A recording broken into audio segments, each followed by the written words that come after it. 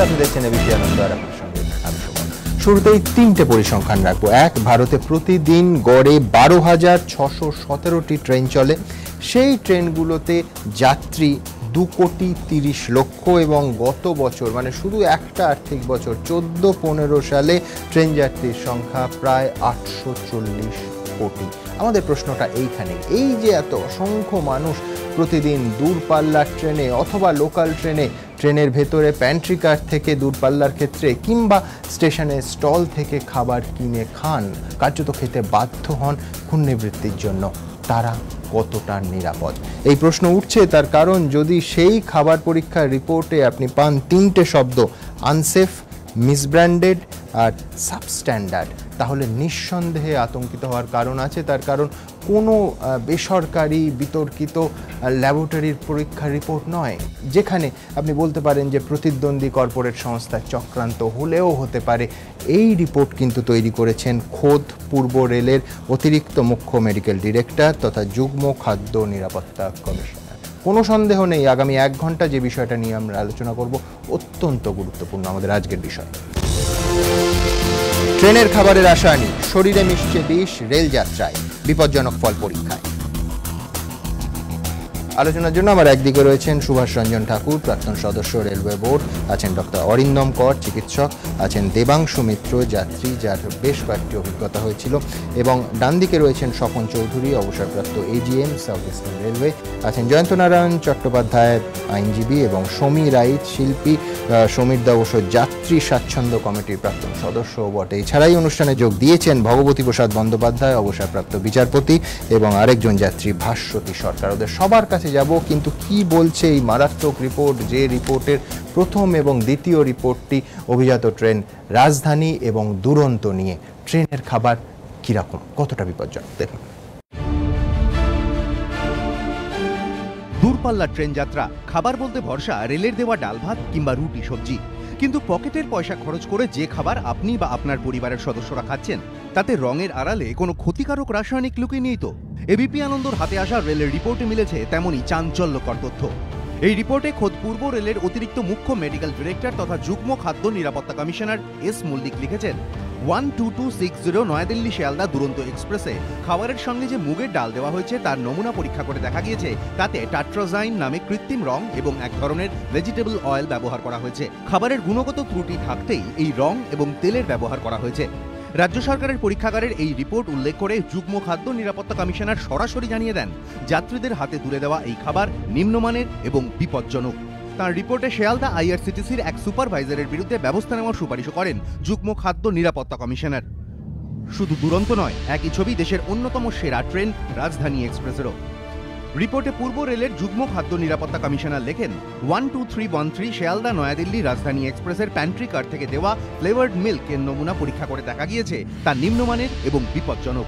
এক্ষেত্রেও প্যান্ট্রিম্যান সহ 4 জনের বিরুদ্ধে ব্যবস্থা নেওয়ার নির্দেশ দিয়েছেন যুগ্ম খাদ্য নিরাপত্তা কমিশনার। পূর্ব রেলের দাবি, খাদ্যের মান যাতে যথাযথ থাকে তার জন্য ভেন্ডারদের ওপর কড়া নজর রেখে চলেছে তারা। বেস কিচেন, যেখানে খাদ্যটা সাপ্লাই হয় যেখান থেকে ইম্পর্ট্যান্ট ট্রেনে, মেল এক্সপ্রেস ইম্পর্ট্যান্ট ট্রেনগুলোতে, সেখানে আমাদের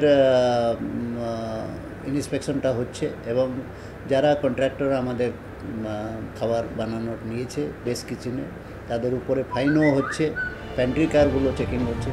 যদিও রেলমহলের একাংশ আড়ালে আবডালে বলছেন, অভিযোগ পাওয়ার পর ভেন্ডারদের বিরুদ্ধে ব্যবস্থা নিলে তো জনমানুষ শূন্য এলাকায় বদলি হতে হবে, এতটাই ক্ষমতা, তখন কে দেখবে? আর এই টানা পোড়েনেরই বলি সাধারণ মানুষ। কিন্তু তাদেরই বা কি করার আছে? দূরপাল্লার ভ্রমণের ক্ষেত্রে রাজধানী কিংবা দুরন্তকে প্রথম পছন্দ হিসেবে বেছে নেওয়া ছাড়া উপায় কি? কম সময়, ভালো পরিষেবা। দুটি ট্রেনের ক্ষেত্রেই খাবারের দাম ধরে নেওয়া হয় টিকিটের দামের মধ্যে, কিন্তু এহেন দুই পছন্দের ট্রেনের খাবারের ছবিটা নিঃসন্দেহে চিন্তায় ফেলে দিতে পারে যাত্রীদের। সঞ্চয়ন মিত্র, এবিপি আনন্দ। কিছুদিন আগে সাহিত্যিক সুচিত্রা ভট্টাচার্যকে আমরা হারিয়েছি। তার মিতিন মাসি গোয়েন্দা চরিত্রটি অত্যন্ত জনপ্রিয়। আমি 2-3টে লাইন পড়ে সুভাষবাবুর কাছে আসবো। পারসেপশন, সঙ্গে খাবার দাবার তেমন কিছুই আনা হয়নি। ট্রেনে ওঠার পর থেকে শুধু বিস্কুট আর চিপস চলছিল। সকলেরই খিদে পেয়েছে জব্বর। এই ট্রেনে প্যান্ট্রি কার আছে বটে, কিন্তু সেখানকার খাবার মিতিনদের কারুর মুখে রোচে না। টুপুর তো ভেজিটেবল কাটলেট দেখলেই নাক সিটকোয়, কি এক কাগজের মতো অমলেট বেচে ওরা, সেটাও ভারী অখাদ্য। আমি বলছি সুভাষবাবু, বিপদ তো একটা আছে, আরেকটা এই জায়গাটা তো রেলের ছিল না। ধরুন railway mutton curry, railway chicken cutlet, এগুলো এক একটা মিথ ছিল, গোলবাড়ির কষা মাংসের মতো। সেইখান থেকে এই খাদ্য নিয়ে অবিশ্বাস এবং এত অভিযোগ কেন বলে আপনার মনে হয়? দেখুন, আমি প্রথমে রেলওয়ের যেটা আপনি বললেন 2,37,00,000 বা 2,30,00,000 যাত্রী রোজ যায়, এদেরকে খাবার দেওয়ার সিস্টেমটা একটু এক্সপ্লেন করে দিই নিশ্চয়ই, পার্সপেক্টিভটা ক্লিয়ার করবার জন্য। রেলওয়ে দু রকম ইউনিট থাকে বেসিক্যালি। একটা হচ্ছে আমরা মোবাইল ইউনিট বলি, যেটা হচ্ছে আপনার প্যান্ট্রি কার কোনো ট্রেনে লাগানো হয়, রাজধানী দুরন্তয় মেনলি লাগানো হয়, এছাড়া ইম্পর্টেন্ট গাড়িগুলোতে লাগানো হয়, সেটা এক ধরনের সার্ভিস। এগুলো বেসিক্যালি কন্ট্রাক্টর অপারেটেড। একটা দুটো ট্রেনে, যেমন হাওড়া রাজধানীতে কিছুদিন আগে পর্যন্ত এটা ডিপার্টমেন্টাল ছিল, কিন্তু বেসিক্যালি এগুলো কন্ট্রাক্টর অপারেটেড, আউটসোর্সড। এছাড়া আরেক রকম ইউনিট আছে, সেটা হচ্ছে বড় স্টেশনে যেগুলো ফুড ইউনিটস আছে, মানে ধরুন আপনি ইয়েতে গেলেন, আসানসোল, ধানবাদ ইত্যাদি বড় বড় ট্রেন, বা রামপুরহাট, বোলপুর, সেখানে দেখবেন বড় বড় স্টল আছে, সেখানে কন্ট্রাক্টর অপারেটেড মেসলি। এছাড়া থার্ড ইউনিট হচ্ছে, সেটা হচ্ছে ছোট ছোট স্টেশন বা বড় স্টেশনে ভেন্ডিং ইউনিটস বলি আমরা, যেখান থেকে ওই তৈরি খাবার নর্মালি বিক্রি হয়। এছাড়া সবচেয়ে বেশি সংখ্যক যেটা আছে, যাদের থ্রুতে রেলওয়ে পার্টিকুলারলি লোকাল ট্রেনের যাত্রীরা সার্ভড হন, সেটা হচ্ছে টোটালি আনঅথরাইজড ভেন্ডার্স এবং হকার্স। এদের সংখ্যা অগুন্তি। আমি আমার অভিজ্ঞতা ডিআরএম শিয়ালদা থেকে বলছি, খালি মেন লাইনে আমরা একবার চেষ্টা করেছিলাম কিছুটা অন্তত কন্ট্রোল আনবার জন্যে। মেন লাইন বলতে আমরা বুঝি শিয়ালদা রানাঘাট সেকশন, সেখানে 10,000 অবৈধ ভেন্ডার এবং হকার ছিল। এই রিপোর্টটা কিন্তু আমি জানি, বলছি আপনাকে, মানে আসছি আমি ডিফেন্ড করবার চেষ্টা করছি না, আমি পুরো পার্সপেক্টিভটা প্রথমে দিই। তাতে হয়েছে কি, ওইগুলো একেবারে টোটালি কন্ট্রোল। কিন্তু আজকের যে রিপোর্টটা, সেটা সত্যি কথাই আপনি বলেছেন, এটা হচ্ছে পার্টিকুলারলি সবচেয়ে প্রেস্টিজিয়াস ট্রেনের রিপোর্ট। মানে ভারতীয় রেলের যেটা প্রেস্টিজ ট্রেন ধরা হয়, দুরন্ত বা রাজধানী, তার রিপোর্ট। সুতরাং রেলওয়ে কোনো মতেই দায়িত্ব অস্বীকার করতে পারবে না। এখন এইটা কি হতে পারে? আমার একদম একটা কৌতূহলের প্রশ্ন আছে। ধরুন টিকিটের দাম বেড়েছে এবং টিকিটের মধ্যে খাওয়ার টাকা ধরা থাকে, আমরা সবাই জানি। যে আপনি বলছেন আউটসোর্স কোম্পানিকে এইটা দেয়া হয়েছে, বরাতটা দেয়া হয়েছে, তারা কোথাও লাভের পরিমাণ বাড়াতে খাবারের মানের সঙ্গে কম্প্রোমাইজ করছে? দুটো দিকই আছে, দুটো দিক আছে। সমীরবাবু যেহেতু ওর সঙ্গে যুক্ত ছিলেন, এই কমিটির সঙ্গে, ওনারা জানেন খুব ভালো করে 1998-এ রেলওয়ে বোর্ড ডিসিশন নেয় যে এত বড় একটা অর্গানাইজেশনে ক্যাটারিং ইউনিটের দায়িত্ব সরাসরি রেলের পক্ষে রাখা খুব মুশকিল।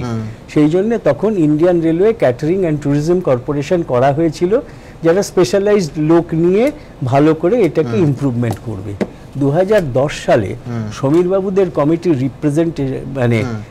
রেকমেন্ডেশনে এই কাজগুলো, পার্টিকুলারলি মোবাইল ইউনিট, আবার রেলের উপর ডাইরেক্ট চলে এসছে। মানে এখন কন্ট্রাক্টটা রেল দেবে। সুতরাং আপনি যেটা বললেন, আগে হলে 1998 থেকে 2010 পর্যন্ত হলে হয়তো রেল ডিফেন্ড করতে পারতো যে এটা আইআরসিটিসির দায়িত্ব, কিন্তু 2010-এর পর থেকে আমাদের মানে রেলওয়ের পক্ষ থেকে দায়িত্ব অস্বীকার করার কোনো রাস্তা নেই। সুতরাং এক্ষেত্রে আমি বলবো এর মধ্যে ডিফেন্ড করার কোনো রাস্তা নেই। একমাত্র উপায় হচ্ছে এই ধরনের রিপোর্ট, এবং আমি একটাই এর মধ্যে আশার আলো দেখতে পাচ্ছি, এই রিপোর্টটা কিন্তু আপনি যেটা বললেন বাইরের কাউ থেকে আসেনি, রেলওয়ের ভেতর থেকে জেনারেটেড। অর্থাৎ কোথাও ইন্টারনাল চেক সিস্টেমটাকে আরো ইমপ্রুভমেন্টের মধ্যে করে আরো ইমপ্রুভমেন্ট করতে হবে। ডিফেন্ডের কোনো রাস্তা নেই। এক্স্যাক্টলি, আমি এইখানেই আপনাদের দেখাতে চাইবো যে রেলের খাবার নিয়ে অভিযোগটা কিন্তু নতুন নয়, কিন্তু পরিমাণ, অভিযোগের সংখ্যা ক্রমশ বাড়ছে। দেখুন, नंदिनी खाना मत खाना, टीटी जी कोई भी खाना मत छूना प्लीज। ये खाना बना है, राइस देखो कैसा है, साग में बहुत नमक है, आलू तो उबले ही नहीं है, सांभर के नाम पर ये पीला पानी, रसम तो कमाल है, छाछ को तो देखो बिल्कुल पानी, और अचार दही में मिक्स हो गया है। শুধু রিল নয়, রিয়েল লাইফেও বহু ট্রেন যাত্রীর এমনই অভিজ্ঞতা। কখনো খাবারে চুল, কখনো আবার গোটা খাবারটাই বাসি। দূরপাল্লার ট্রেন সফরে এমন অভিজ্ঞতার সাক্ষী তো অনেকেই হয়েছেন। যেমন দক্ষিণ কলকাতার বাঘাযতীনের বাসিন্দা পারমিতা দে। তার অভিযোগ, ট্রেন নির্বিশেষে নিম্নমানের স্যুপ থেকে বাসি পাস্তা রেলে খাওয়ার সময় সবই পাতে পেয়েছেন তিনি। এই রিসেন্ট রাজধানী এক্সপ্রেসে কন্টিনেন্টালে আপনি দিল্লি থেকে ফিরছিলাম, কন্টিনেন্টাল খাবার পুরো মানে খাবারটাকে গরম করে দিয়েছে, টাটকা ফ্রেশ খাবার না, কেউ আমরা খাবারটা খেতে পারলাম না। কন্টিনেন্টাল খাবারটা আপনার পাস্তাটা পুরো টক ছিল, মানে বাসি খাবার সার্ভ করা হয়েছে গরম করে। বিরাটির বাসিন্দা শ্যামলদের অভিজ্ঞতা তো আরও খারাপ। তার দাবি, দিল্লিগামী রাজধানী এক্সপ্রেসে নিম্নমানের খাবার খেতে দেওয়া হয়েছিল তাদের, এমনকি সেই খাবার খেয়ে তার বহু সহযাত্রী অসুস্থ হয়ে পড়েন। খাবারের মান খুবই নিম্ন ধরনের, এবং আমরা যারা ওই ট্রেনের প্যাসেঞ্জার ছিলাম তারা মোটামুটি অনেকেই অসুস্থ ছিলেন। ওখানে অনেকের ডায়রিয়া হয়েছিল। হাওড়ার বালির বাসিন্দা পিয়ালি দাস শর্মা তো নিরামিষ খাবার নিয়েও বিপাকে পড়েছিলেন। আগের বছর কালকা ট্রেনে গিয়েছিলাম, তো সেখানে মানে সকালের দিকে খাবারটা নিয়েছিলাম, মানে দুপুরে লাঞ্চের আর কি। তো সেই খাবারটা আমি খেতে পারিনি, মানে রাইসটা এরকম ছিল যে খাওয়ার পর কেমন একটা হচ্ছিল। পরিবার নিয়ে দূর দূরান্তে সফর, আর সেই সফরে গিয়েই এমন বিপত্তি। অনেকেরই দাবি, অখাদ্য পাতে পেয়েও অভিযোগ জানানোর লোক খুঁজে পান না তারা। অনেকে তো অভিযোগ জানিয়েও কোনো সুফল পাননি। দুরন্ত এক্সপ্রেসে হয়েছিল খাবারের মধ্যে চুল, বোম্বে থেকে যখন ফিরছিলাম, সেটাতে আমি কমপ্লেন লেটারে লিখলামও, সাইনও করলাম, ফোন নাম্বার সবই দিয়েছিলাম, কোনো অ্যাকশন নেয়নি। ভারতীয় রেল দেশের লাইফলাইন। প্রতিদিন যাতে করে গন্তব্যের উদ্দেশ্যে রওনা হন লক্ষ লক্ষ মানুষ। সেই লাইফলাইনেরই যদি এই হাল হয়, তাহলে কোথায় যাবে মানুষ? প্রশ্ন যাত্রীদের একাংশের। সঞ্জয় মিত্র, এবিপি আনন্দ।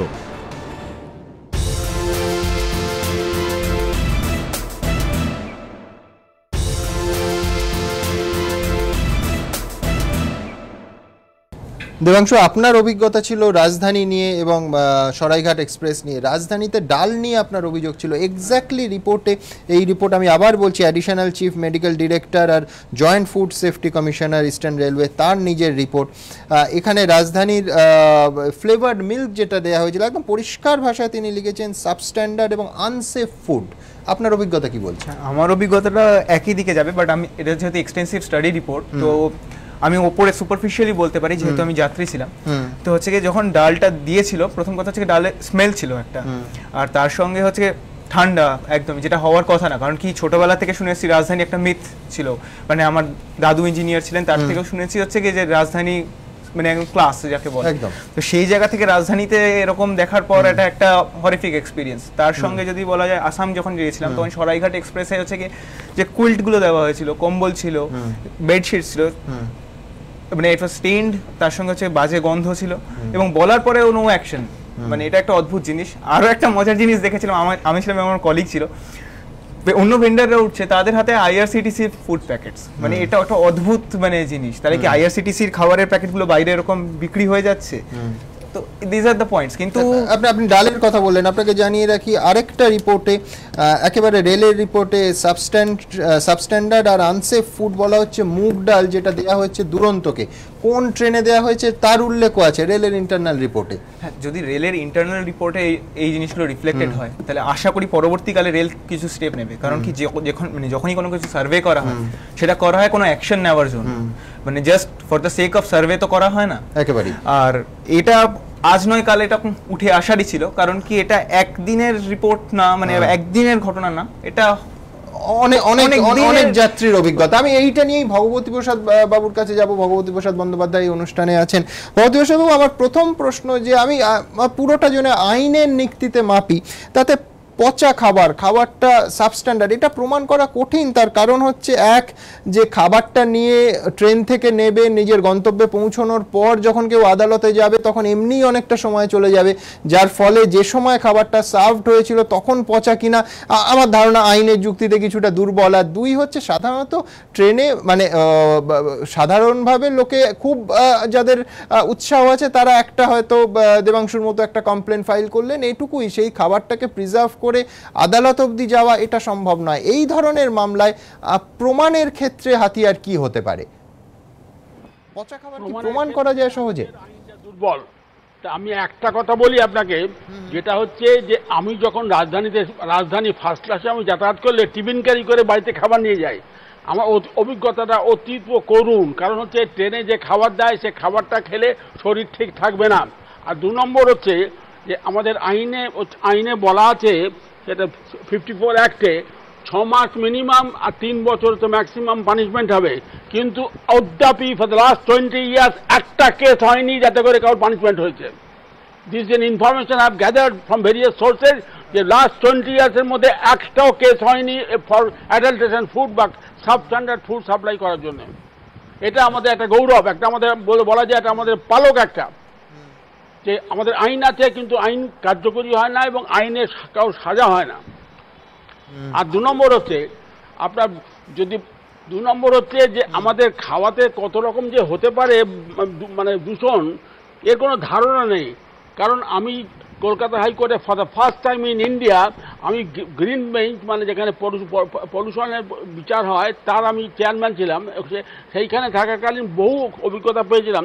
টমেটো সস তৈরি হয় পচা টমেটো এবং পচা কুমড়ো থেকে। কলকাতা মহানগরীতে পটলে দেওয়া হয় তুতে রং মানে তো পয়জনাস, পয়জনাস।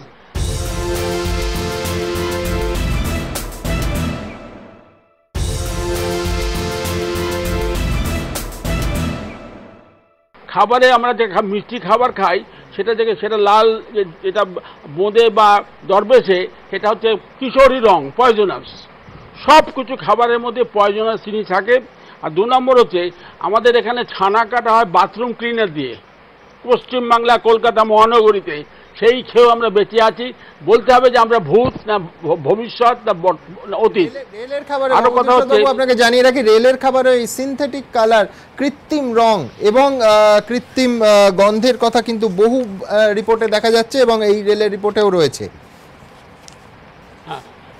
আচ্ছা, আর সবচেয়ে বড় কথা হচ্ছে, আরেকটা কথা বলছেন, রেলে যে জল বিক্রি হয় দ্যাট ইজ ফিউরিয়াস, যেটাকে বলা হয় আমাদের যেটা বলা হয় কি বলে কি ওয়াটার, যেটা বলা হয় মিনারেল ওয়াটার, মিনারেল ওয়াটার, সেটা হচ্ছে পুকুরের জল। রেলের মধ্যে আমার অভিজ্ঞতা হচ্ছে, সিটিং জাজ যখন ট্রাভেল করছি, রেলের স্টাফ বললো স্যার জল খাবেন না, স্যার অন্য জল আনিয়ে দিল।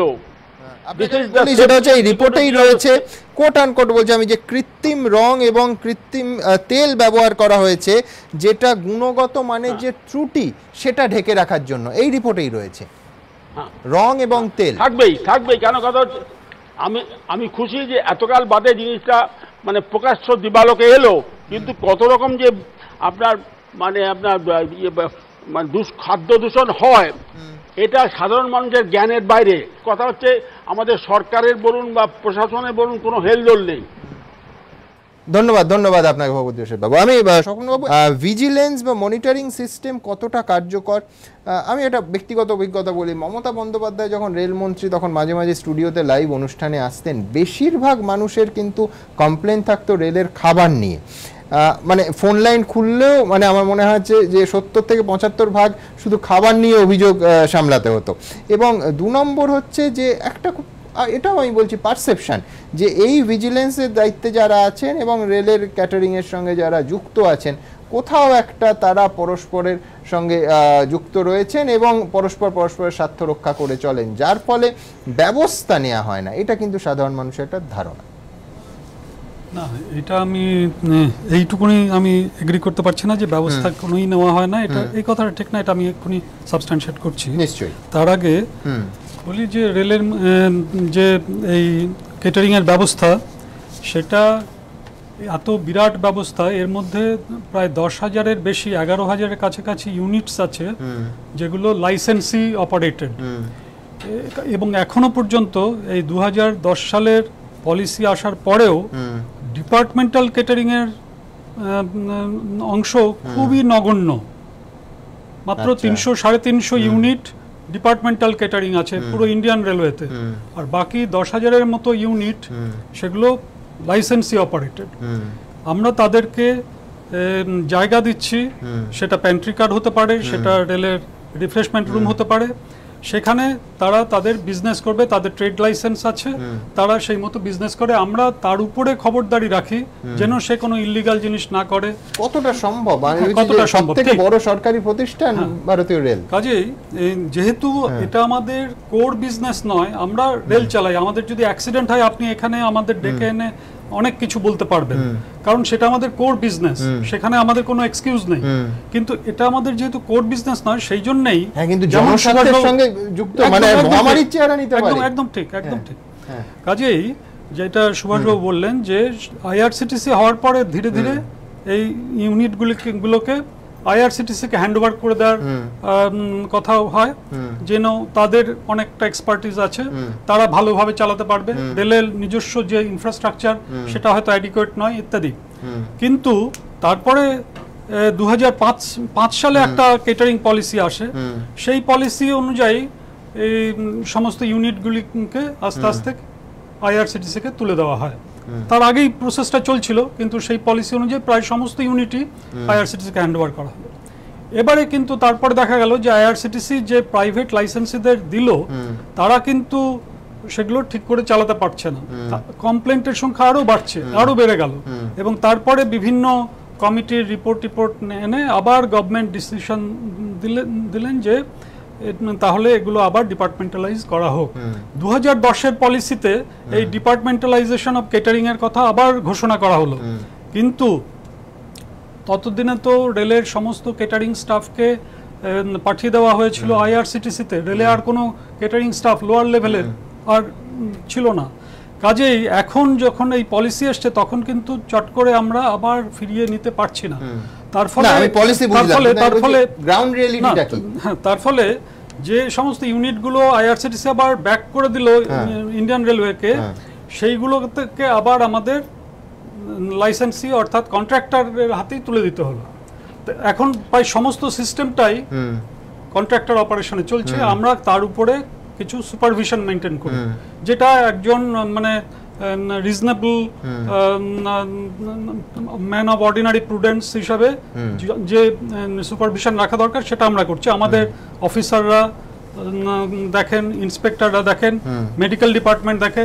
আপনি যে রিপোর্টটা পড়ছেন সেটাও আমাদেরই অ্যাডিশনাল সিএমডি বানিয়েছেন। এবং আমি সব বুঝলাম, সব কিন্তু আপনিও মানবেন সেটা হচ্ছে যে একটা রিপোর্ট পেয়ে ব্যবস্থা নেওয়া একটা জিনিস, আর যেখানে সরাসরি মানুষের স্বাস্থ্যযুক্ত, সরাসরি মানুষ অসুস্থ হতে পারে, তার হয়তো হিমবাহের একটা অংশই আপনার কাছে কমপ্লেন হিসেবে আসবে, বাকিরা হয়তো সেটাকে ভবিতব্য মানবে অথবা কমপ্লেন করবে না ঝামেলার ভয়। যেহেতু এটা আমাদের কোর এরিয়া নয়, যেহেতু এটা আমাদের কোর এরিয়া নয়, যখন কমপ্লেন্ট হবে অথবা আমাদের ইন্সপেকশনে যে সমস্ত ত্রুটি বেরোবে তার সেইগুলোর এগেইনস্টে উপযুক্ত ব্যবস্থা নেওয়া দরকার। যেটা সাজেস্ট করে দিয়েছেন জয়েন্ট ফুড অথরিটি কমিশনার, অর্থাৎ উনি কিন্তু ফাংশন করছেন under the food safety and standard act. সেই অ্যাক্টে অধিকার নিয়ে তিনি এই কথাগুলো লিখছেন। ফাইন, কিন্তু আমার বক্তব্য সমিতদার কাছে পরিষ্কার দুটো। একটা হচ্ছে স্বপনবাবু বলছেন যে এটা আমাদের কোর এরিয়া নয়, মানুষের কোর এরিয়া বেঁচে থাকা, মানুষের কোর এরিয়া সুস্থ থাকা। আমি বলছি যে রেলের খাবারের থেকে গুরুত্বপূর্ণ একজন দূরপাল্লার যাত্রীর আর কি হতে পারে, 1 নম্বর। 2 হচ্ছে, একটু আগে সুভাষবাবু তুলেছিলেন, আমার সেখানেও আপত্তি আছে, সেটা হচ্ছে আমি সমীর রাইজ, শিল্পী সমীর রাইজ বলতে পারে যে দুরন্তটা কোন রঙে রাঙালে দুরন্ত দেখাবে, কিন্তু সমীর রাইজ আমি এই জিনিস বহু বছর বলে আসছি, সেটা হচ্ছে যাত্রী স্বাচ্ছন্দ্য কমিটি আমি যেটুকু বুঝি, অন্য আমার অতিথিরা যতটুকু বোঝে তুমিও ততটুকু বোঝো, কোথাও কি একটা আপোষ হচ্ছে, একদম রাজনৈতিক আপোষ হয়েছে যাত্রীদের চাহিদা নিয়ে। দেখুন, এইখানে একটা চরম সত্যি বেরিয়ে এসছে আজকে মাননীয় স্বপনবাবুর কথা। স্বপনবাবু দীর্ঘদিন রেলওয়েতে ছিলেন এবং উনি পরিষ্কার যেটা বলছেন যে মেইন বিজনেস রেলওয়ের ওটা নয়, এটা কোর বিজনেস নয়। আমার কথা হলো, একটা সিনেমা হল যখন চলে, সিনেমা হলটাতে 700 দর্শক আছে, একটা আগুন লাগলে যদি দর্শক মারা যায়, সিনেমা হলের মালিক কি বলবেন যে এটা আমার কোর বিজনেস নয়? অর্থাৎ যে সিনেমা হলের 100% রেসপন্সিবিলিটি আছে ওই সিনেমাটা দেখানোর সাথে সাথে এদের সুখ স্বাচ্ছন্দ্য এবং সিকিউরিটি। সুতরাং রেলওয়েরও কোর বিজনেস, রেলওয়ে শুধু গাড়িটা চলবে এটা নয়, কোর বিজনেসের মধ্যেই পড়ছে এই পরিষেবা।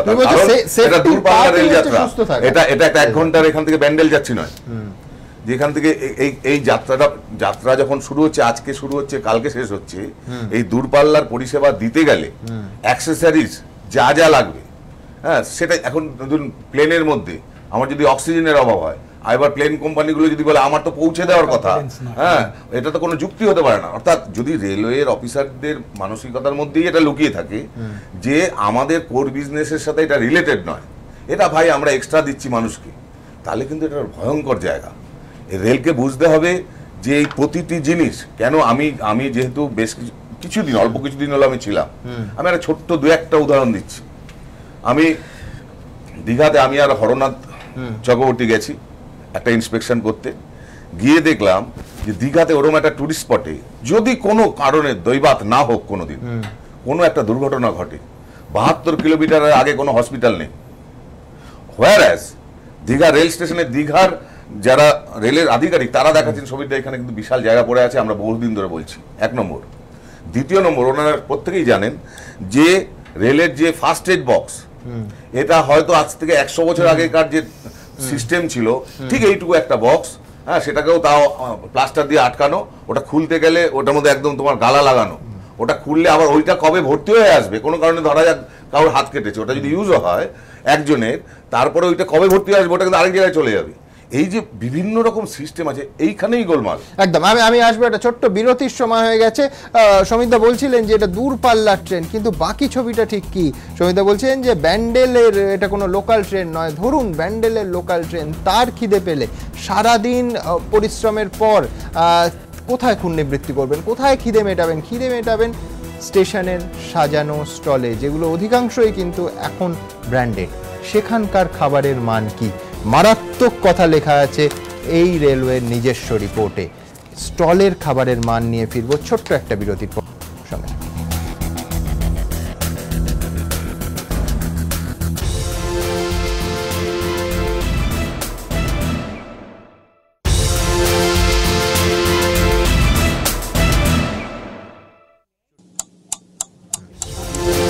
প্রেমেন্দ্র মিত্র লিখেছিলেন যে ট্রেন যেন জীবনের রূপক। আজকে বেঁচে থাকলে হয়তো বলতেন যে জীবনে যেরকম ভেজাল মিশেছে ট্রেনে এবং ট্রেনের খাবারেও নিশ্চয় মিশবে, সেটাই প্রকৃতির নিয়ম।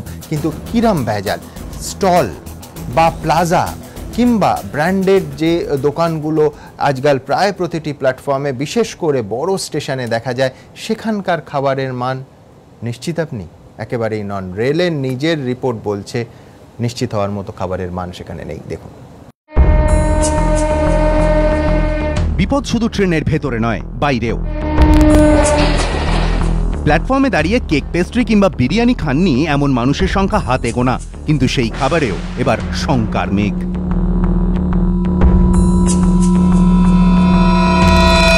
এবিপি আনন্দর হাতে আসা এক্সক্লুসিভ রিপোর্টে দেখা যাচ্ছে পূর্ব রেলের যুগ্ম খাদ্য নিরাপত্তা কমিশনার এস মল্লিক একটি চিঠিতে লেখেন, কলকাতা টার্মিনাল স্টেশনের 1 নম্বর প্ল্যাটফর্মে বিক্রি হওয়া চিকেন বিরিয়ানি নমুনা পশ্চিমবঙ্গ সরকারের পরীক্ষাগারে পরীক্ষা করে দেখা গিয়েছে, তাতে টাট্রাজাইন নামে একটি কৃত্রিম রং রয়েছে। এই খাবার বিপজ্জনক। চিঠিতে সংশ্লিষ্ট ফুড প্লাজার ম্যানেজার সহ 2 জনের বিরুদ্ধে ব্যবস্থা নেওয়ার নির্দেশ দেন যুগ্ম খাদ্য নিরাপত্তা কমিশনার। একই তারিখে লেখা অপর একটি চিঠিতে এই কলকাতা স্টেশনারি 2 এবং 3 নম্বর প্ল্যাটফর্মে বিক্রি হওয়া বেবি টোস্টের গুণগত মান নিয়ে প্রশ্ন তুলেছেন যুগ্ম খাদ্য নিরাপত্তা কমিশনার। এক্ষেত্রেও রাজ্য সরকারের ল্যাবে করানো পরীক্ষার রিপোর্ট উল্লেখ করে তিনি লেখেন, বেবি টোস্টের নমুনা পরীক্ষা করে দেখা গিয়েছে নিম্নমানের, বিপজ্জনক এবং মিসব্র্যান্ডেড। একই সঙ্গে পূর্ব রেলের যুগ্ম খাদ্য নিরাপত্তা কমিশনার চিঠিতে লেখেন, উৎপাদন এবং প্যাকেজিংয়ের তারিখও প্যাকেটে ঠিকমতো লেখা ছিল না, যা রেলের নিয়ম বিরুদ্ধ। এক্ষেত্রে নিম্নমানের খাবার বিক্রির জন্য সেলসম্যান সহ 2 জনের বিরুদ্ধে ব্যবস্থা নেওয়ার নির্দেশ দেন যুগ্ম খাদ্য নিরাপত্তা কমিশনার। দোকানটির অবশ্য দাবি, অভিযোগ পাওয়ার পর তারা এই বেবি টোস্ট আর বিক্রি করেন না। বেবি টোস্ট বন্ধ হয়ে গেছে। বন্ধ হয়ে গেছে কেন? চেক-ইন এসেছিল, ওর মধ্যে বলে চলবে না, এই জন্য বন্ধ, আসেনি। শুধু কলকাতা স্টেশনই নয়, যে শিয়ালদা স্টেশন দিয়ে প্রতিদিন লক্ষ লক্ষ যাত্রী যাতায়াত করেন, সেখানেও প্ল্যাটফর্মে খাবারে বিপদের উকি। এবিপি আনন্দর হাতে আসা এক্সক্লুসিভ নথি অনুযায়ী পূর্ব রেলের যুগ্ম খাদ্য নিরাপত্তা কমিশনার চিঠিতে লেখেন, শিয়ালদার নর্থ স্টলে বিক্রি হওয়া কেকের নমুনা পরীক্ষা করে দেখা গিয়েছে তা নিম্নমানের এবং বিপজ্জনক। এতে কৃত্রিম লাল রং মেশানো হয়েছে, যা রেলের নিয়ম বিরুদ্ধ। পাশাপাশি এই কেকে টাট্রাজাইনের উপস্থিতির কথা প্যাকেটে উল্লেখ করা নেই। পূর্ব রেলের যুগ্ম খাদ্য নিরাপত্তা কমিশনার তার চিঠিতে কমিশন ভেন্ডার সহ 2 ব্যক্তি এবং কেক প্রস্তুতকারী সংস্থার বিরুদ্ধে ব্যবস্থা নেওয়ার নির্দেশ দিয়েছেন। এদিকে পূর্ব রেলের তরফে জানানো হয়েছে প্ল্যাটফর্মের স্টলগুলিতে নিয়মিতভাবে পরিদর্শন শুরু করেছে তারা। প্ল্যাটফর্মে যেগুলো আছে সেই স্টলগুলোও ইন্সপেকশন হয়েছে।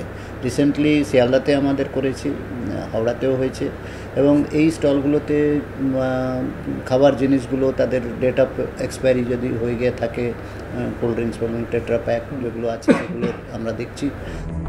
এই পরিদর্শনের কোনো প্রভাব খাবারে দেখা যাবে কিনা তার উত্তর আগামী দিনেই মিলবে। সঞ্চয়ন মিত্র, এবিপি আনন্দ। ডটাকর, বারবার রিপোর্টে দেখা যাচ্ছে টাট্রাজাইন বা টাট্রাজিন অনেকে বলছেন এই পদার্থটা, এছাড়া কৃত্রিম রং, তেল, এইগুলোর ব্যবহার তো বললাম, কতটা ক্ষতি হতে পারে মানুষের শরীরে? আর অ্যাডাল্টারেশন যদি আপনি দেখেন বাই ডেফিনেশন, তাহলে 11টা পয়েন্ট আছে আমাদের ডেফিনেশনে। তার মধ্যে অ্যাডিটিভস আছে, ডাইজ আছে, আনডিসক্লোজ এলিমেন্টস যেগুলো আছে সেগুলো।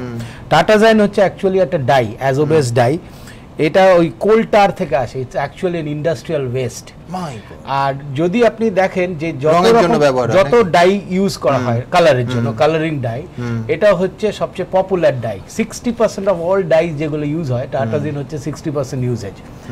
আর এটা আপনার কেন ইউজ হয়, এর যদিও অল্টারনেটিভ আছে, এটা অন্যগুলো অল্টারনেটিভগুলো কস্টলি, মেনলি হলুদ হচ্ছে অল্টারনেটিভ, কিন্তু ডাই ইউজ করলে অনেক কম খরচ হবে, চিপ, স্টেবল এইগুলো রেতে। এটা আপনার পেটে গেলে ওই আমাদের ব্যাকটেরিয়াগুলো যেগুলো আছে ওরা রিঅ্যাক্ট করে এটা সালফেনিলিক অ্যাসিড বলে একটা জিনিস তৈরি করে, which is carcinogenic. My god. Second হচ্ছে এটা ইজ ভেরি অ্যালার্জিক। অনেক প্রোন মানুষের যারা অ্যালার্জি প্রোন তাদের ক্ষেত্রে এটা অ্যাজমা পর্যন্ত ইনিশিয়েট করতে পারে, অ্যাজমাটিক অ্যাটাক। আর সবচেয়ে দুটো ভয়ের জিনিস, একটা প্রুভেন, সেটা হচ্ছে যে বাচ্চাদের হাইপার অ্যাক্টিভিটি ডিসঅর্ডার, যেটা এডিডি বলে আর কি, অ্যাটেনশন ডেফিসিট ডিসঅর্ডার, টাটাজিনের সঙ্গে দুটো স্টাডি এর রিলেশনশিপ, ডাইরেক্ট রিলেশনশিপ খুঁজে পেয়েছে। অ্যান্ড আরেকটা যেটা মিথ, যেটা শোনা গেছিল এক সময় 90s, আপনার মনে আছে, আমরাও তখন ওরকম সময় এসেছিল মার্কেটে, মাউন্টেন ডিউ বলেছিল high quantity of tartrazine in Mountain Dew causes impotency and sterility in male. তো সেটাও একটা ইয়ে ছিল। তো টাটাজিন 90 দশকের শেষের দিকে।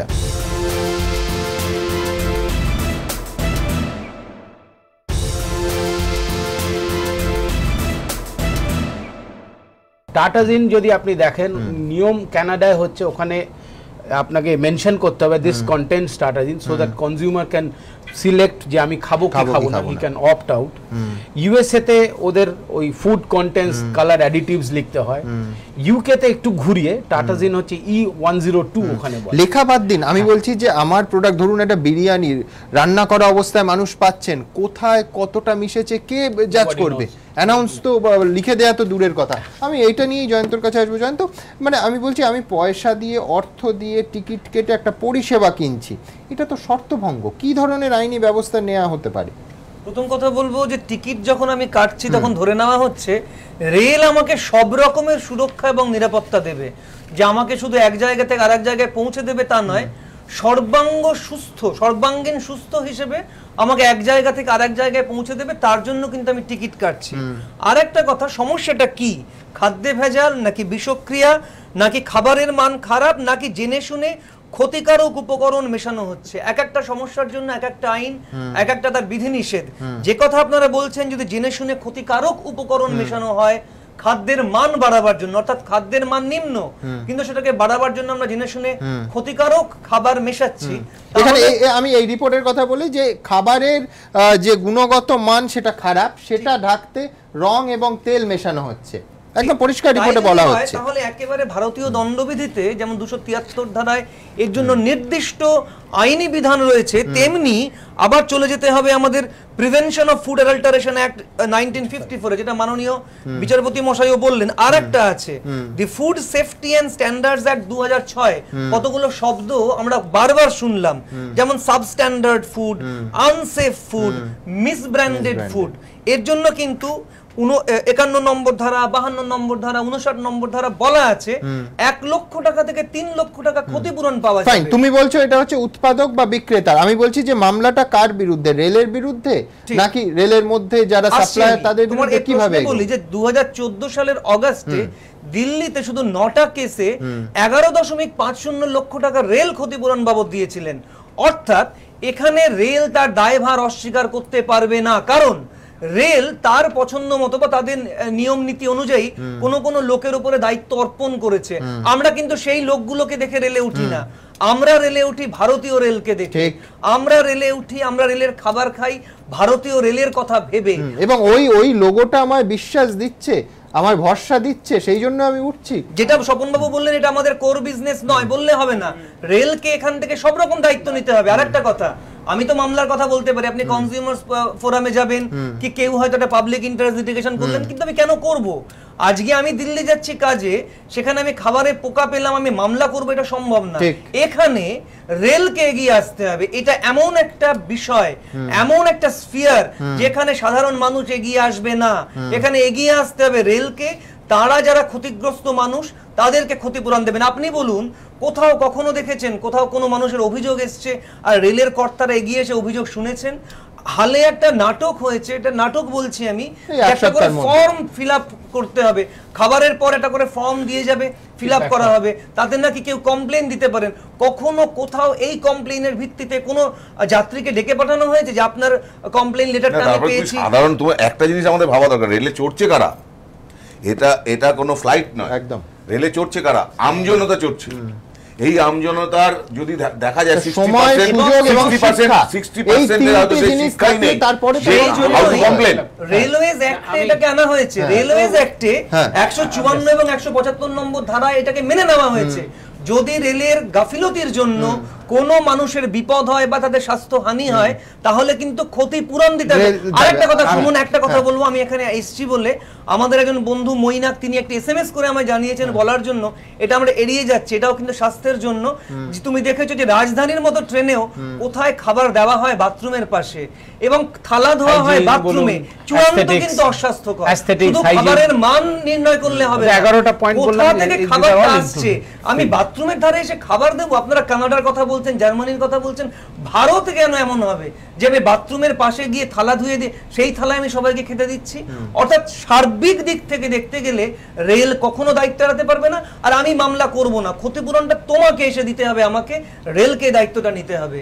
একেবারে আমি দ্রুত একবার দেখে নেবো রেলের পাল্টা যুক্তি। রেলের তরফে আইনজীবী বলছেন যে নিয়মিত খাবারের পরীক্ষা হয় এবং গাফিলতির অভিযোগ পেলে এমনকি পুলিশেও তারা অভিযোগ জানান। দেখুন, লাইফলাইন টু দ্য নেশন, এই মন্ত্রে সবার হয়েই দেশের মানুষের বিশ্বস্ত সঙ্গী হয়ে উঠেছে ভারতীয় রেল। সেই লাইফলাইনেই এবার বিপদের উকি। সুস্বাদু খাবারে রঙের আড়ালে রাসায়নিক, কিন্তু সব জেনে শুনে লক্ষ লক্ষ যাত্রীকে এভাবে বিপদের মুখে ঠেলে দেওয়া কি অপরাধ নয়? দোষী সাব্যস্ত হলে যে ম্যানুফ্যাকচারার তার সম্পূর্ণ সম্পত্তি বাজেয়াপ্ত করতে পারে। আন্ডার সেকশন 20 জেল জরিমানা দুটোই হতে পারে একসাথে। রেলের তরফে এই 5 অভিযোগপত্র ইতিমধ্যেই লালবাজারে জমা দেওয়া হয়েছে। রেলের আইনজীবীর বক্তব্য, রেলও নিয়মিত খাবারের পরীক্ষা নিরীক্ষা চালাচ্ছে, গাফিলতি পেলেই অভিযোগ জানানো হচ্ছে পুলিশে। রেলের সতর্ক নজর আছে, সেইটা রিপোর্ট আসার পরে রেল আর দেরি করেনি, লালবাজারে অভিযোগ দায়ের করেছে যাতে জিনিসটা তারা তদন্ত করে দেখুক। এ প্রসঙ্গে Kolkata special additional CP crime Pallab Kranti Ghosh জানিয়েছেন, অভিযোগপত্র পেয়েছি, রেলের আইনজীবীদের সঙ্গে কথাও হয়েছে, অভিযোগ খতিয়ে দেখা হচ্ছে। রেল তো না হয় পুলিশের কাছে যাচ্ছে, কিন্তু যাত্রীরা কোথায় যাবেন? ক্ষতিগ্রস্ত হলে ডাক্তারি পরীক্ষার পরে তারা রেলওয়ে ক্লেমস ট্রাইব্যুনালে রেলের বিরুদ্ধে সরাসরি অভিযোগ জানাতে পারে, সেরকম প্রাবধান আছে। ক্রেতা সুরক্ষা মন্ত্রী সাধন পাণ্ডের বক্তব্য, কেউ যদি তার কাছে অভিযোগ জানাতে আসেন তিনি ব্যবস্থা নেবেন। তারা আমাকে লিখবে, সরাসরি লিখবে বা আমার ডাইরেক্টরকে লিখবে, আমরা তাকে মিডিয়েশনে ডাকবো, রেলের অফিসারদের মিডিয়েশনে ডাকবো। মিডিয়েশনে যদি সলভ না হয় তারা ক্রেতা সুরক্ষা আদালতে কেস ফাইল করতে পারে এবং রিলিফ পাবে। আইনের এত মারপ্যাঁচ অবশ্য সাধারণ যাত্রীরা বোঝেন না, তাদের একটাই চাহিদা রেল যাত্রা যেন নিরাপদ হয়। রাজর্ষি দত্তগুপ্ত ও সঞ্চয়ন মিত্র, এবিপি আনন্দ। আমি ভাস্বতী সরকারের কাছে যাব। ভাস্বতী দেবী, আপনাকে বারবার আপনার পুত্র থাকেন, হায়দ্রাবাদে যেতে হয়, তো কীরকম অভিজ্ঞতা এই নিত্য ট্রেন যাত্রা, দূরপাল্লার ট্রেনে যে চড়তে হয়, কিরকম অভিজ্ঞতা খাওয়ার সম্পর্কে? 2-3 বছর আগে আমার ছেলে হায়দ্রাবাদে ছিল, ওখানে কলেজে পড়ছিল, তো তখন ভীষণভাবে যেতে হতো ফালাকনামা এক্সপ্রেসে। যেটা বলি যে মানে আমি কী দিয়ে শুরু করব বলুন তো, আমার সামনে সব বিশিষ্ট আধিকারিকরা বা এরকম যারা পরিষেবা নিয়ে নানান কথা বললেন, আমি বলবো আমাদের এই হাইলি পপুলেটেড দেশে চাচা আপন পান বাঁচা, এইটাই হচ্ছে মূল কথা। আর আমি যে অভিজ্ঞতাটা করেছি সেটা হচ্ছে, ধরুন আমার ডালের ভেতরে আমি দেখেছি আমার পাশের প্যাসেঞ্জার এরকম তার পেয়েছে। তারপর যে টোস্ট অ্যান্ড অমলেট, আমরা বাড়িতে আলোচনা করি যে এই টোস্ট অ্যান্ড অমলেট একটা ট্রেনে খাওয়ার একটা কি নস্টালজিক ফিলিং, সেখানে দেখছি কি টোস্টের তলে একটা ফাঙ্গাসের লেয়ার, হ্যাঁ, ওপরটা সুন্দর মাখন আর বেশ ব্রাউনিশ ব্যাপার, আর এরকম তারপর দইয়ের যে কাপটা থাকে সেটারও চারিপাশে একটা গ্রিনিশ ব্যাপার, এরকম বলে না শেষ করতে পারবো না। তাই এটাই বলি, এত করাপশন মজ্জায় আমি ভাবছি কি দরকার আমি আমার কাজটা করে বেরিয়ে যাই, পাশ কাটিয়ে বেরিয়ে যাই, নানা রকম কোর, এত সব ইউনিট, লাইসেন্সি, এসব কথা কিছুই হবে না। আমি বলতে পারি সুমনবাবু 6 মাস পরেও আবার এই জায়গায় আপনাকে ফিরে আসতে হবে, এই আলোচনায় ফিরে আসতে হবে। সুতরাং এটার কোনো শেষ নেই, আমরা এইভাবেই চলবো, কারণ আমাদের দেশ হয়তো নানা প্রবলেম দিয়ে যায়, তাই আমাদের মানে নানা রকমভাবে ফেসিলিটি দিতে পারে না, আর এই পরিষেবা তো একদম ফেলিয়ার, এটাই বলতে পারি।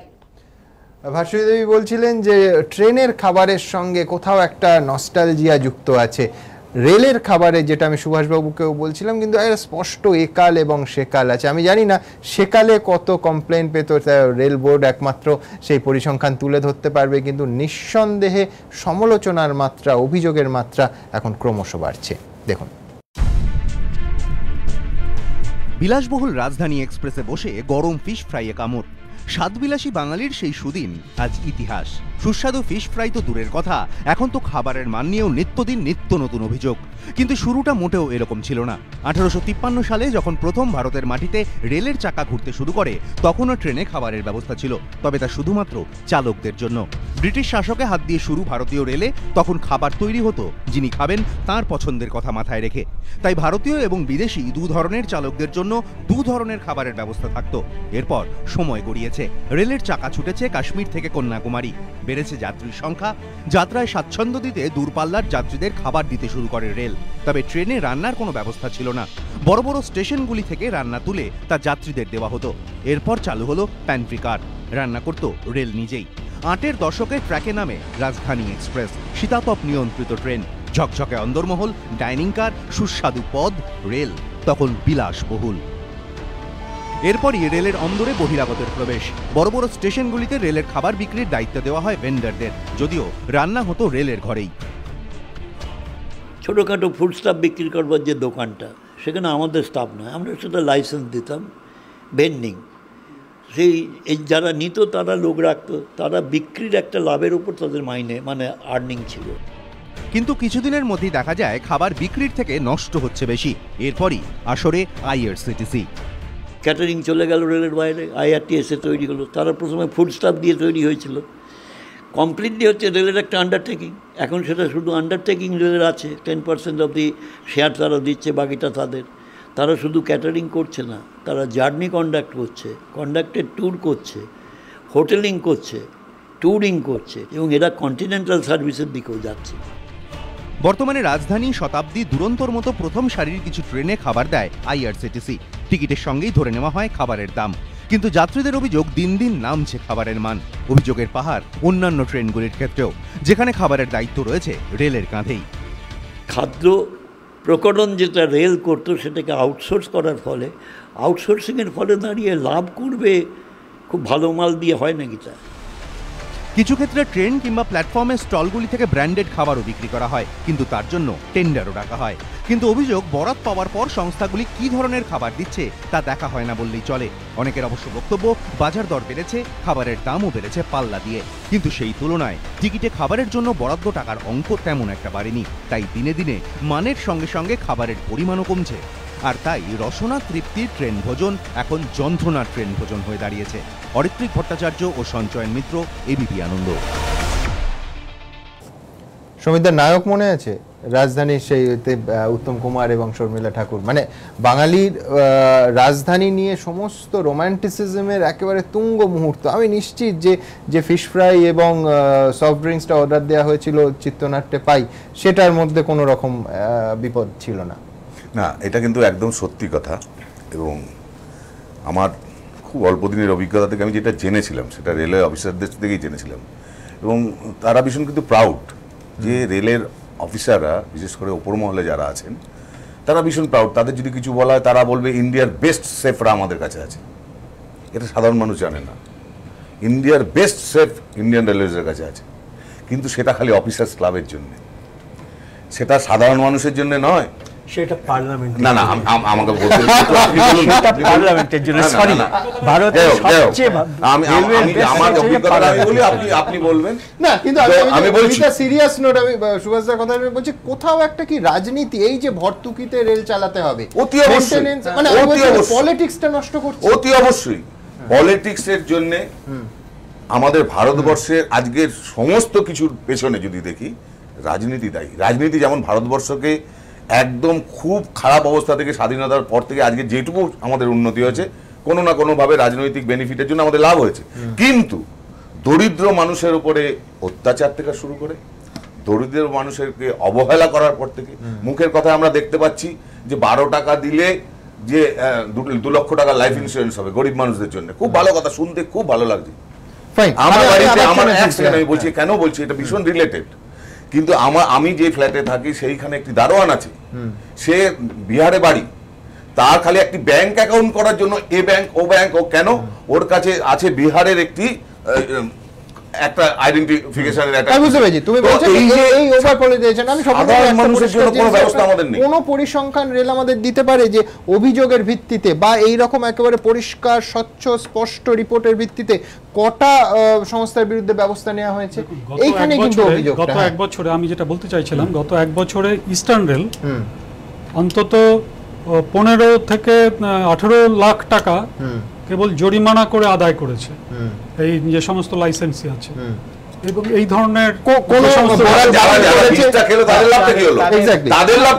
বরাত বাতিল করেছে বা সেটা তো হচ্ছে, আপনি তো তাদের কমপ্লেনও করতে দিচ্ছেন না। আমি কেন ভাষা দেব না? আপনাদের ইনফ্রাস্ট্রাকচার নেই, মানে আমি আপনাকে বলছি না, আমাদের রেলওয়েতে ইনফ্রাস্ট্রাকচার নেই যে একটি সাধারণ মানুষ, একটি মুঙ্গের থেকে লোক এসছে বা ধরুন দক্ষিণ 24 পরগনার লোক এসছে, আমি আপনাকে একটা জিনিস বলছি, আমি উকিল নই, কিন্তু যে কোনো আউটসোর্সিং সার্ভিসে 3টে জিনিস খুব দরকার।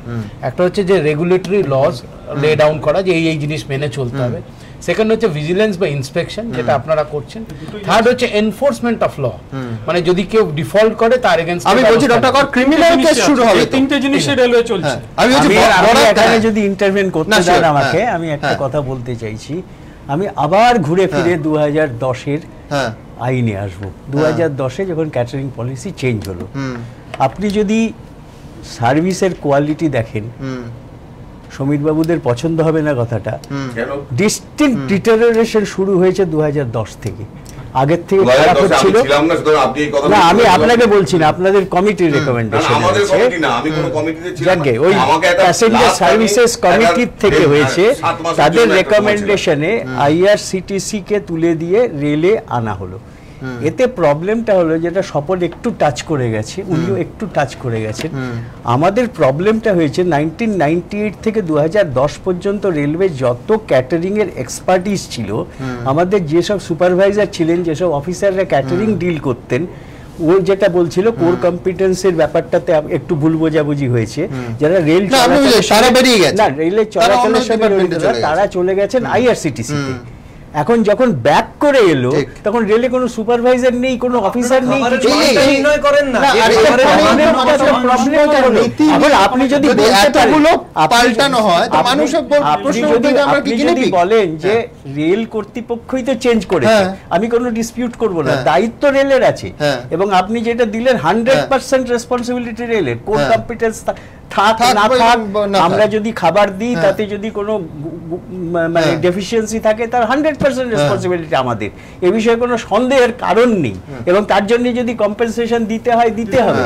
কম্পেনসেশন পরে কিন্তু সমস্যা এবং মানুষের উদ্বেগটা সুভাষবাবু থেকে যাবে। রেলকে ডিফেন্ড করে বলতে চাইছি, রেলওয়ে তো আপনার ইয়ের বাইরে নয়, আপনার যে ইনগ্রেডিয়েন্টস গুলো আসবে, উনি যে টার্টাজিনের কথা বললেন, কলকাতার কোন হোটেলে টার্টাজিন ব্যবহার করা হয় না আপনি আমাকে বলতে পারবেন? এই কথা বলে কিন্তু এটা গুরুত্বপূর্ণ সাবজেক্ট করছি না, ইনগ্রেডিয়েন্ট গুলো তো বাইরে থেকে হোটেলে ব্যবহার করে, রেল তো ইনগ্রেডিয়েন্ট গুলো তৈরি করবে না, রেল না ভিজিলেন্স করবে যে রেলের খাবারে এটা ব্যবহার হবে না, রেলের খাবারে ব্যবহার করবে না বলাটা খুব সহজ, কিন্তু আপনি যখন বাইরে থেকে হলুদ কিনবেন, টার্টাজিন তো মেশানো থাকে তাতে। আমি বলছি যে তাতে আমি আবার ঘুরে ফিরে সুভাষবাবু আমি ঘুরে ফিরে সেই আর্গুমেন্টেই আসছি যে ধরুন দায়িত্ব রেলের 100% রেলের, কিন্তু আপনি আমি বলছি আপনি যে যুক্তিটা দিচ্ছেন এক্স্যাক্টলি ম্যাগির তো সেইটাই যুক্তি যে আমরা মেশাইনি, তারপরে বাইরে থেকে যাই ইন্ডিয়া থেকে আমি কনজিউম করেছি সেখানে মেশাচ্ছি। ম্যাগির যুক্তি আমি বলছি যুক্তির মধ্যে যে লোকটা ইনগ্রেডিয়েন্টস দিকে তৈরি করে খাবার দিচ্ছে, ঠিক, কিন্তু আমি বলছি আপনার ট্রেনে খাবারটা আপনি দিচ্ছেন, আমি বলছি তো রেসপন্সিবিলিটি আমার, কিন্তু আপনি যেটা বলছেন এটাকে টোটালি এলিমিনেট করা, এটা আমার মনে হয় সম্ভব হবে না যতদিন না পর্যন্ত বাজার থেকে মেটানিলিয়ালো, উনি খালি টার্টাজিনের কথা বললেন, মেটানিলিয়ালো ইজ মোর হার্মফুল। আমাদের কলকাতার সমস্ত হলুদি গুঁড়োতে মেটানিলিয়ালো অ্যানাউন্স করুন, পাবলিককে জানান। না না, আপনি জানেন, আপনারা জানেন কটা ক্রিমিনাল কেস হলো, আপনি খালি রেলের বলছেন ভরসা বাড়বে। আমি বলছি রেল একেবারে শেষ। আমার এ পর্বের বক্তারা কে কি বললেন দেখাবো আপনাদের।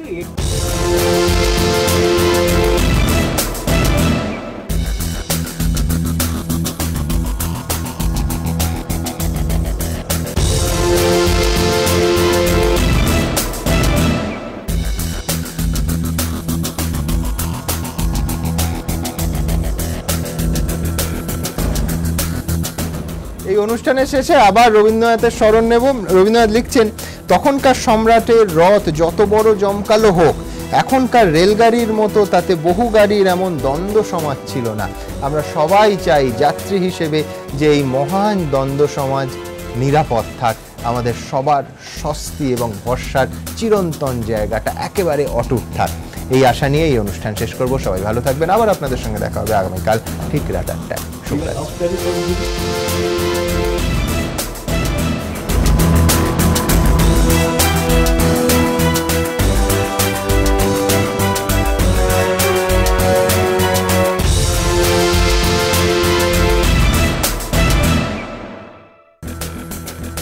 Powered by Subhash Bose Institute of Hotel Management, সফল ক্যারিয়ারের সেরা ঠিকানা।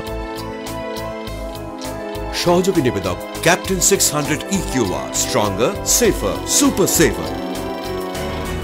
NHIT polytechnic college Durgapur, pioneer in diploma engineering education.